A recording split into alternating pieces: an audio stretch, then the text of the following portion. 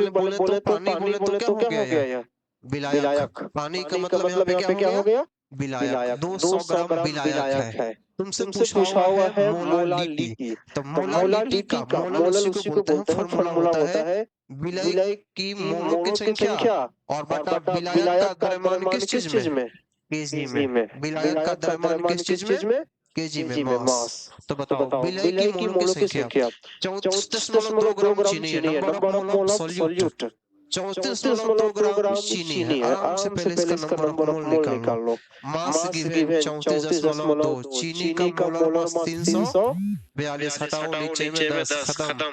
Number of mole हो गया 0.1 और 200 ग्राम आपका विलायक है, उसको केजी में कन्वर्ट करो।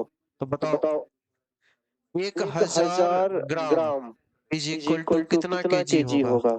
1 केजी होगा। तो बताओ 1 ग्राम, आप 1 gram is equal to 1/1000 KG, तो 200 gram is equal to into 200, 0 से 0 खत्म। तो बताओ 2 बटा कितना?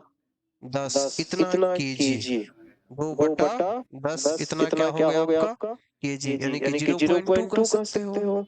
अब आओ 0.2 केजी हम कह सकते हैं, 0.2 केजी। अब आपका विलायक पता चल गया, मोलों की संख्या पता चल गया, तो रख दो 0.1 और बटा 0.2। नीचे से डेसिमल तो खत्म हो जाएगा, तो बचेगा 1/2 और 1/2 का मतलब 0 कितना?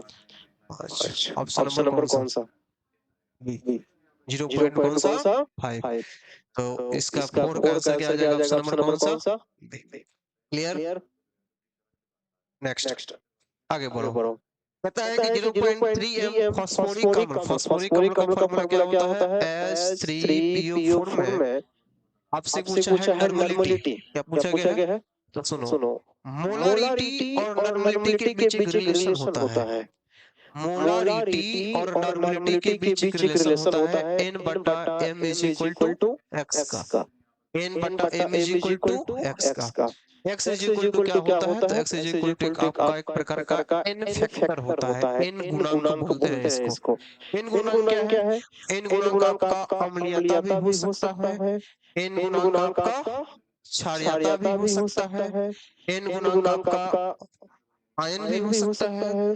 नॉर्मलिटी को क्लास 11 में काफी अच्छे से पढ़ना है। तो देखो, अम्लीयता का मतलब होता है किसका? OH माइनस की संख्या, और क्षारीयता का मतलब होता है किसकी संख्या? H प्लस की संख्या। बताओ H3PO4 है, इसमें से कितना H प्लस बाहर निकल सकता है? 3 गुना निकल सकता है, तो X का वैल्यू कितना हो जाएगा? 3। तुमसे क्या पूछा गया है? नॉर्मलिटी। क्या पूछा गया है? रिलेशन याद रखना, ऑब्जेक्टिव क्वेश्चन के लिए काफी फायदेमंद रहेगा। तो नॉर्मलिटी हो जाएगा X और इनटू मोलारिटी। तो बताओ यह X का वैल्यू कितना निकल के आएगा? 3। और मोलारिटी कितना है? 0.3।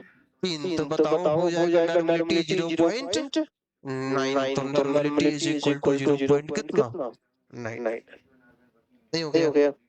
बनाए हो? अच्छा, तो आपका इसमें नॉर्मलिटी हो जाएगा 0.9 n। अच्छा, कोई बात नहीं। 5 का आंसर क्या हो जाएगा आपका? सी। आगे बढ़ो। ये तो बना दिए होंगे आप लोग। 1 Faraday electricity is equal to 96500 coulomb. Next, निम्नलिखित में से कौन सा द्वितीयक सेल है? तो लेड स्टोरेज बैटरी आपका द्वितीयक सेल होता है, सेकेंडरी सेल होता है। नेक्स्ट, गलित सोडियम क्लोराइड को जब आप बटनोगा तो कह रहा है कि कैथोड पे क्या होगा? तो कैथोड पे प्राप्त होता है सोडियम। अगर पूछा कि बताओ एनोड पे क्या होगा, तो एनोड पे क्या प्राप्त होता है? Cl2 chlorine. एनोड पे पूछेगा तो क्या प्राप्त होगा? क्लोरीन। और कैथोड पे पूछेगा तो क्या प्राप्त होगा? सोडियम। क्लियर? नेक्स्ट, आपको 4 ग्राफ मेंशन है और पूछा गया है कि इसमें से जीरो ऑर्डर रिएक्शन का ग्राफ कौन सा है? तो जीरो ऑर्डर का ग्राफ कौन सा होता है? सी। नेगेटिव स्लोप होता है विथ इंटरसेप्ट। तो आपका नेगेटिव स्लोप ऐसे होता है, पॉजिटिव स्लोप ऐसे होता है। तो इसका आंसर क्या हो जाएगा? ऑप्शन नंबर कौन सा? जी। एक अगला सवाल है, किसी भी अभिक्रिया में उत्प्रेरक का काम क्या है? अभिक्रिया का वेग कम होता है, अभिक्रिया का वेग को बढ़ाता है, अभिक्रिया के वेग को बढ़ाता या घटाता है। तो ध्यान दो, कैटलिस्ट का भूमिका दोनों काम के लिए है।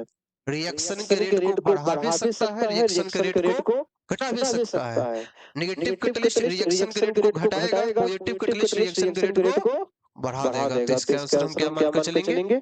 देखो जनरल सोच ये है, अगर जनरली आप सोचोगे ना सामान्य सोच, तो अक्सर कैटलिस्ट शब्द आते ही दिमाग में आता है कि रिएक्शन का रेट को क्या कर देगा, वो बढ़ा देगा, लेकिन ऐसा नहीं है। वो बढ़ाता भी है, डिपेंड करता है कैटलिस्ट किस प्रकार का है, नेगेटिव कैटलिस्ट है कि पॉजिटिव कैटलिस्ट है। रिएक्शन का रेट को बढ़ाता भी है और रिएक्शन का रेट को घटाता भी है, दोनों संभव है। तो ऑप्शन नंबर कौन सा? सी। निम्नलिखित में से कौन सा आपका द्रव्स नहीं लायोफिलिक कोलाइड है? क्या हो जाएगा आपका? गोंद। अगला है कि चर्म संस्करण उद्योग में चर्म का कठोर होना निर्भर करता है। Hardening of leather in tanning industry is based on, तो इसका आंसर क्या हो जाएगा? पारस्परिक स्कंदन, म्यूचुअल कोएगुलेशन। ऑक्टोपैड का फॉर्मूला क्या होता है? CuFeS2। निम्नलिखित में से किस धातु की भूपर पट्टी पर प्रचुर मात्रा में पाई जाती है? शब्द गौर करो, धातु पूछा है तो आंसर क्या होगा? एल्युमिनियम। अगर पूछेगा एलिमेंट तो क्या बोलोगे? मतलब तो वही एलिमेंट को तो बात बराबर नहीं है जी। ऑनलाइन वाले भी देखते रहिए, एबीसीडी आप लोग भी कमेंट करते रहो। तो अगर पूछेगा आपसे कौन सा एलिमेंट तब क्या बोलोगे? ऑक्सीजन। पूछेगा सेकंड एलिमेंट तब क्या बोलोगे? सिलिकॉन।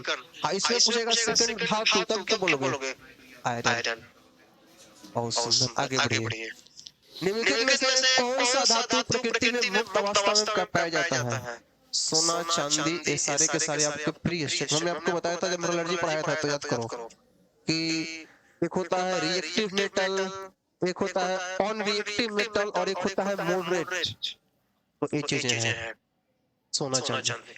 एक विधि जिसमें किसी धात्विक अयस्क को हवा की अधिकता में उसके गलनांक के नीचे गर्म करते हैं, क्या कहलाता है? Version, roasting. हरा तत्व कौन सा है? FeSO4 और 7H2। बुझा हुआ चूना CaOH। पूछेगा बताओ बिना बुझा हुआ पानी डाल दो, बुझ गया तो कैल्शियम हाइड्रोक्साइड। नहीं हो गया। आइए नेक्स्ट। निम्नलिखित में से आपसे कुछ अप्रूफ दिया हुआ है, चेक करो। Maximum percentage of carbon in following allotropes, तो सबसे ज्यादा परसेंटेज कार्बन का किसमें होता है? ग्रेफाइट में। एक और होता है, अगर ऑप्शन में एंथ्रासिन होगा तो आंसर वही हो जाएगा। नेक्स्ट, सबसे कम भास्मिक कौन है? तो सुनो, भस्मिक का मतलब क्या होता है? जो आपका इलेक्ट्रॉन को क्या करे? डोनेट करे। सबसे कम पूछा है, तो देखो फ्लोरीन इलेक्ट्रॉन को खींचेगा तो नाइट्रोजन के इलेक्ट्रॉन को खींचता है, तो इसका डोनेशन इलेक्ट्रॉन डोनेट करने की कैपेसिटी, इलेक्ट्रॉन दान करने की कैपेसिटी क्या हो जाती है? कम हो जाती है। जब कम हो जाती है तो लेस बेसिक यही है।